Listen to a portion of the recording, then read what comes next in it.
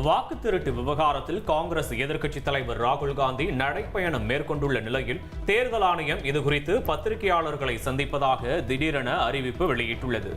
பீகாரில் சட்டசபை தேர்தல் நெருங்குவதையொட்டி அங்கு வாக்காளர் பட்டியல் சிறப்பு தீவிர திருத்த பணியை தேர்தல் ஆணையம் மேற்கொண்ட நிலையில் கடந்த 1ஆம் தேதி வரைவு வாக்காளர் பட்டியலை வெளியிட்டது.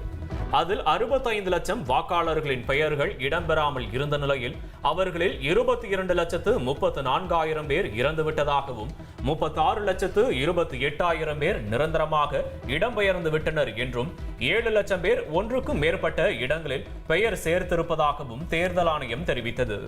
இந்த வழக்கில் இடைக்கால உத்தரவை பிறப்பித்த நீதிமன்றம் நீக்கப்பட்ட 65 லட்சம் வாக்காளர்களின் பட்டியலை வரும் 19ஆம் தேதி மாலை 5 மணிக்குள் மாவட்ட தேர்தல் அதிகாரிகள் இணையதளத்தில் வெளியிட வேண்டும் என உத்தரவிட்டது.